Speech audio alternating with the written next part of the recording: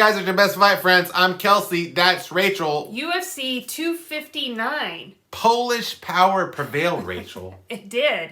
Yeah, so I wanted to say, we talked about the main event first. Yeah. And that this was kind of the most normal fight of the night.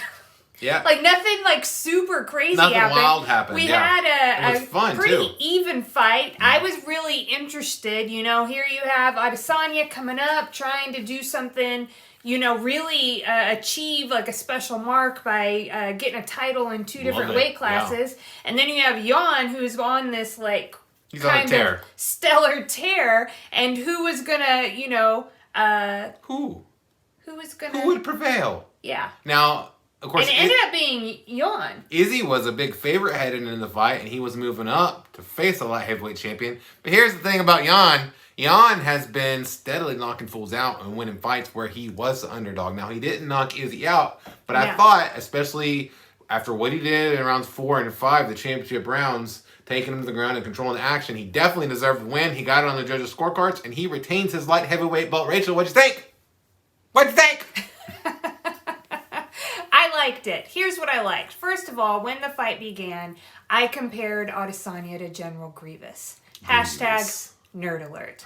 Also, yeah, I thought Yan, with what he did in the final 2 rounds, was really important. I was like, dude, you got to do something. Because I had a feeling that going into this fight, even though Yan was a champ, in this specific situation, Israel was like, he's so hot right now that he's so hot. He might get like a little nod from the judges. You know, usually the champ gets that benefit of the doubt, but I was hesitant, so I would have liked to have just seen. Luke's hyped. He's hyped. Our dog is super hyped about this. He just said Polish power. Anyway, congrats to Yan. Congrats to both these guys going on. I like to see them both fight. Now, also we saw Amanda Nunes stop and finish Megan Anderson pretty quickly in that fight. Dominant win for the reigning UFC champ. Of course, she's a bantamweight champ and featherweight champ. Here's the most interesting thing about this fight, Rachel. I thought, was Chris Cyborg secretly in attendance there, right? We had the Cyborg van outside, and everybody was talking about maybe she's there, and I kept waiting for her to, like, come down from the rafters like Sting and WCW, or maybe show up, like, on the telecast table like Scott Hall did with WCW, but she never did. Rachel, what happened? I don't know what happened. What happened, Chris? I was hyped know. about that. I even wrote a story about it. I was so excited about it. Did Cyborg somehow get abducted, and, like, her plan, her evil, like, villain plan, whatever was going to unfold, was her plan foiled before it could be? I was hoping as soon as, if Nunes won, and she did, as soon as it happened, that everything would go dark and you'd hear the Undertaker bell, like, dong, and then they would come back up and Cyborg would be standing behind her somehow. Right. That would have been great. Or did Nunes, like defeat 2 people tonight, and one of them we maybe just didn't get to see. Fought her in the parking lot. I don't know, but I think Chris Cyborg, honestly, like, she's on the short list. Maybe it'll be on some YouTube, like, street fights video. Yeah, street beefs. That'd be the biggest one ever. But Chris Cyborg, I want to say, Chris Cyborg is one on the short list for being the best of all time, and I think she definitely deserved the rematch against Amanda Nunes. Never got it, so I wish that they could fight again.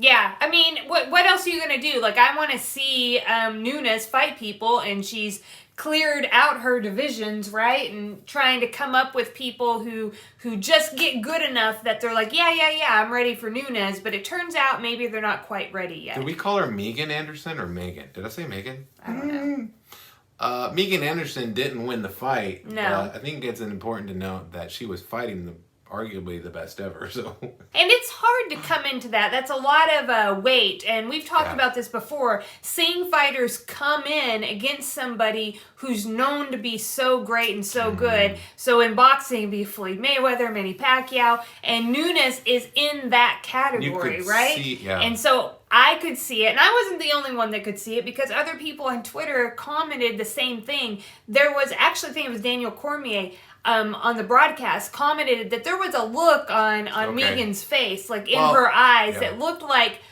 this was a lot. It was a lot to come into. It is, and that happens a lot. You saw it last night, too, when Clarissa Shields fought. Her opponent was super nervous, it seemed, where Clarissa wasn't. She had a lot of nervous energy. That happens a lot when you're facing, one, like a superstar. So it's understandable. Last fight that happened, we're going to talk about. Title fight, yeah. Petr Yan, I thought he was winning the fight. Most people thought he was winning this fight against Aljamain Sterling. But he delivered a hellacious knee in the 4th round and was disqualified. That's the first and only time in UFC history that a champion has lost his title that way. Gosh, what a devastating way. Imagine whooping somebody like that and then losing. It just, I don't even know what to think about it. It was a good fight, too. I think there's a lot going on, like when you're in the cage and you've got a lot. And then we had this Habib Nurmagomedov was there. Who? Who was there? I tried my best. You did good. I mean... He was there, and he had told Daniel Cormier that, hey, the corner, Peter had turned to his corner and said, and they had told him, kick, even, like, the guy was down. There's a lot going on, so I don't know. I know that Petr Yan tweeted. He officially apologized. He apparently, like, felt awful about it. How about all the people, all the UFC fighters that were saying that he was faking? Okay, yeah. So there was some people out there that was like, oh, after he got, because like, what would you do, right? Like, you're either gonna, like, you're gonna get up after being illegally kicked and continue the fight, or are you gonna stay down and take the title? I know that happened in a John Jones fight. Anthony Smith was hit with an illegal blow, and he got up because he was like, I can't win the fight that way. So it does happen. It was... The knee that he got hit with, that was pretty, like, legit. So I don't know. I mean, obviously, I would never say, like, he was faking like a lot of these other people were. But I know that Sterling's probably happy he got UFC gold, he also wasn't happy because he didn't want to win it that way. No, I mean, afterwards, he dropped the belt on the cage floor there, and he didn't want it that way. He was, like, really upset. And we get a rematch now. I was upset. I demand a rematch. Fans were like, this isn't how you want to see a fight unfold, obviously. So, yeah, I think a rematch is definitely in order, and surely the UFC will just make that happen, you know? So, but this was a stacked, fun card from top to bottom. Thing was awesome. The early prelims, all had a bunch of fun. Secret prelims that was Cyborg versus Nunes 2, in apparently. The parking lot. Yeah. That was amazing. I'm all about... Let's get some early prelims Street in the parking lot, y'all. Yeah. Actually, I'm not promoting this. At least have street beefs there, or somebody else. But UFC 259, we liked it. We enjoyed ourselves. We hope that you did too. Do we have anything else of note to say about this card? I would just say the only other big thing that happened, I think, was when Dominic Cruz, the featured prelim winner and former UFC bantamweight called out that Monster Energy executive who outweighs him by 100 pounds. It is like the primary sponsor of the UFC, which I just saw recently. They re-signed, like they signed their contract for another however length of time. Obviously, he got shut down. Joe Rogan was like, They were probably in his ear like, shut him down. Dominic like, what? It's so funny. But hey, I mean, maybe we'll get that fight. It was massive. Like, I don't even understand. I was just so like... Everybody was stunned, I think. Like, everybody was like... People didn't know what to do. They were just like, what? Later they showed, like they couldn't, like, their faces were just like, what? Who in their, like, prime of their career, like, uses their post-fight interview for a call-out for a charity fight against somebody that's not a fighter? That you obviously hate, too. He obviously was... It wasn't just like, hey, let's do this good thing. And then used he was like, I hate this guy. Hostage, like holding fighters hostage. Like, it was just like, everybody was like, what? I love it. Yeah, totally crazy. So, I mean, this is a fun, entertaining night for fight It was great. I'm so grateful for it. UFC 259. Thanks. Now all we need is them to move UFC 260 to Houston, which is where we live. And Dana, I'm going to need that credential, dog. Okay. Hey, thanks for tuning in. Thank you. I go and I say thanks for tuning in, and then I ruin it. Like, why can't I just end it? But I gotta, like, ramble on. Yeah. I think it makes it perfect. Thanks for tuning in.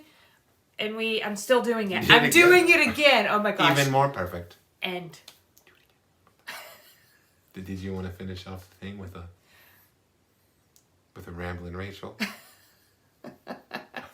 Is that the thing? Should we do a reactions for Rachel's ramblings?